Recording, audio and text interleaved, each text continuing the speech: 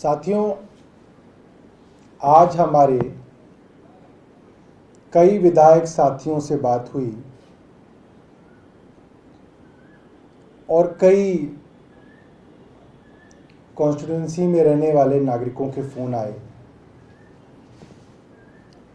Greater Kailash से phone आए, Chitranjan park से फ़ोन आए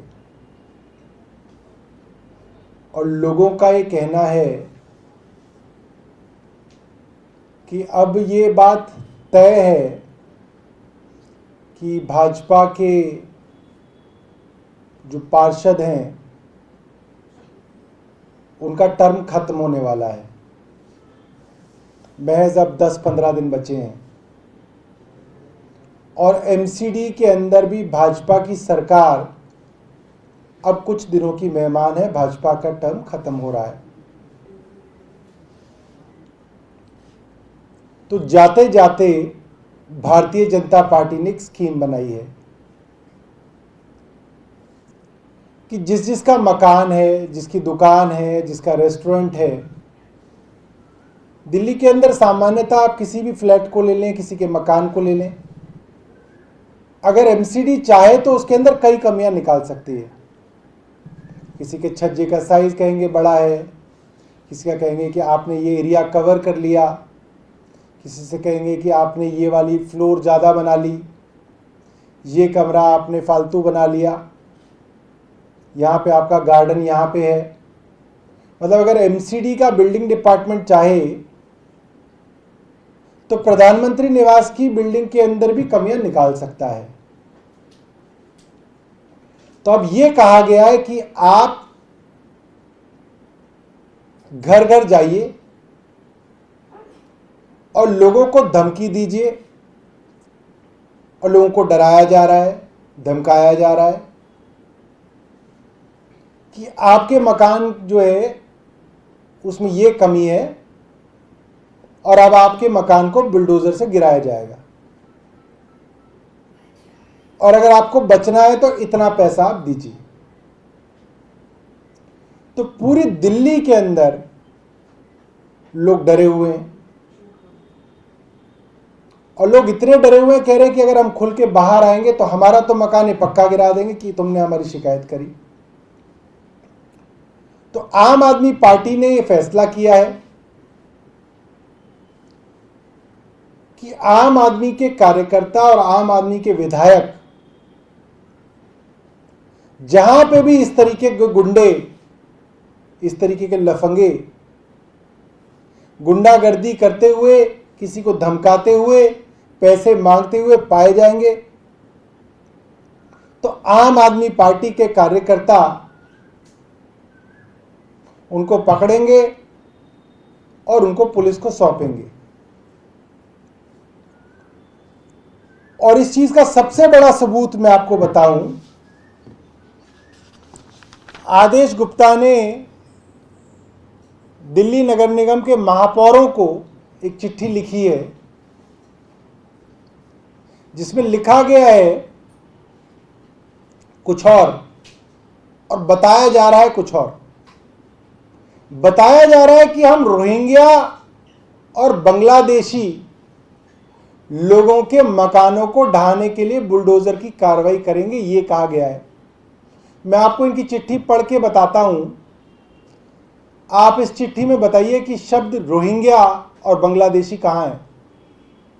अतः इन असामाजिक तत्वों के द्वारा किए गए अवैध अतिक्रमण को चिन्हित कर उन पर बुलडोजर चलाया जाए एवं सख्त से सख्त कार्रवाई शीघ्र की जाए।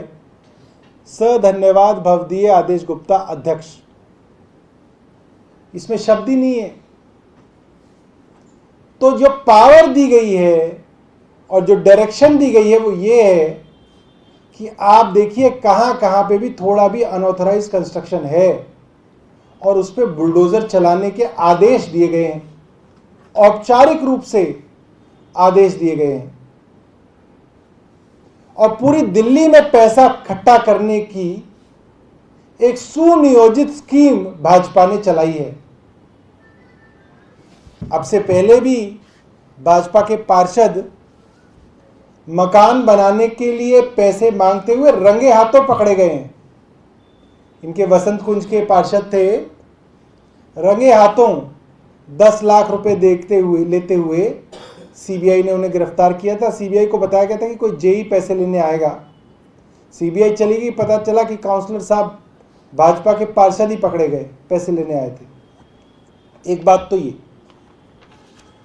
दूसरी बात, स्थिति की गंभीरता को समझते हुए उप मुख्यमंत्री मनीष सिसोदिया जी ने आम आदमी पार्टी के सभी विधायकों को औपचारिक पत्र लिखा है और उनको कहा है कि इस तरीके की सूचना मनीष सिसोदिया जी को भी आई है। उनके पटपड़गंज में नागरिकों ने उनको बताया है कि भाजपा वाले घर घर जाकर, दुकान दुकान जाकर धमकियां दे रहे हैं कि अगर पैसा नहीं दिया तो आपका मकान, आपकी दुकान, आपका रेस्टोरेंट बुलडोजर से गिरा दिया जाएगा। अतः मनीष सिसोदिया जी ने सभी विधायकों को ये चिट्ठी लिख के कहा है कि आप लोग चौकन्ने रहें। और मैं आखिरी का पैराग्राफ पढ़ के सुना देता हूं। मेरी सभी विधायकों से अपील है कि भारतीय जनता पार्टी की इस नाजायज वसूली के खिलाफ लोगों की मदद करें। अपने क्षेत्र में सभी जगह लोगों को बताएं कि दिल्ली सरकार व आम आदमी पार्टी जनता के साथ खड़ी है। अगर किसी भी विधायक के संज्ञान में ऐसा कोई मामला आता है तो लोगों की मदद करें और वसूली करने वाले भाजपा के गुंडों को तुरंत पकड़कर पुलिस के हवाले करने में मदद करें। साथ ही ऐसे मामलों को तुरंत सरकार के संज्ञान में भी लाया जाए। मनीष सिसोदिया, उप मुख्यमंत्री, दिल्ली। तो ये आज का पत्र है। अगर आपके मन में कुछ सवाल है, देखिए, मुझे याद है गुजरात में भाजपा की सरकार के दौरान इन्होंने एक नहीं सैकड़ों मंदिर ढाए और रिकॉर्ड पे। कुछ दिनों पहले योगी जी की सरकार ने वाराणसी में सैकड़ों प्राचीन मंदिरों को ढाया, इसका भी रिकॉर्ड उपलब्ध है। और अब पता चल रहा है कि राजस्थान के अंदर भी भाजपा की नगर निगम है और उन्होंने बाकायदा हाउस में ये पास किया कि इस प्राचीन मंदिर को ढाया जाए। और आज टीवी पे आप देख सकते हैं कि उस मंदिर को, प्राचीन मंदिर को ढाया जा रहा है। और बहुत पुरानी बात नहीं है, कुछ साल पहले ही तुगलकाबाद इलाके में रविदास जी का बहुत प्राचीन मंदिर था जिसको भाजपा की सरकार ने और भाजपा की पुलिस ने ढाया। चांदनी चौक में एक बहुत प्राचीन मंदिर था जिसको भाजपा की एमसीडी ने और भाजपा की पुलिस ने संरक्षण देके उसको ढाया। तो भाजपा का ये पुराना इतिहास रहा है, जब जब मौका मिला इन्होंने सब किया है। और हम जैसा कि पहले भी कहते हैं कि ये दंगे कराने के लिए मास्टर हैं और कोई भी ऐसा काम जिससे समाज के अंदर दंगे फैलाए जा सके वो भाजपा करने में कभी चूकती नहीं है। भाजपा के राज में पिछले कुछ सालों में करीब 3600 दंगे पूरे देश के अंदर कराए गए हैं। देखिए, हम तो पहले ही कह रहे थे कि किसी भी क्राइम की इन्वेस्टिगेशन ऐसे शुरू की जाती है कि इस क्राइम का सबसे पहला फायदा किसको है। किसी का कत्ल होता है तो इन्वेस्टिगेशन में ये देखा जाता है कि इसका मर्डर का फायदा किसको है। देश में कहीं पे भी दंगा हो उसका फायदा सिर्फ और सिर्फ भाजपा को होता है, राजनीतिक लाभ भाजपा को होता है। तो कोई और पार्टी क्यों दंगे कराएगी? भाजपा ही कराएगी। भाजपा ही कोई फायदा है और भाजपा ही उसकी सबसे ज्यादा एडवर्टाइजमेंट करती है। भाजपा ही उसको व्हाट्सएप ग्रुप में भेजती है, भाजपा ही उसके ऊपर ट्वीट करती है, भाजपा ही उसके वीडियो बना बना के भेजती है, भाजपा ही लोगों के अंदर इसके लिए गुस्सा पैदा करती है। भाजपा ही कराएगी। कोई और राजनीतिक दल क्यों कराएगा ऐसा कोई काम जिससे भाजपा को फायदा हो? भाजपा ही कराएगी।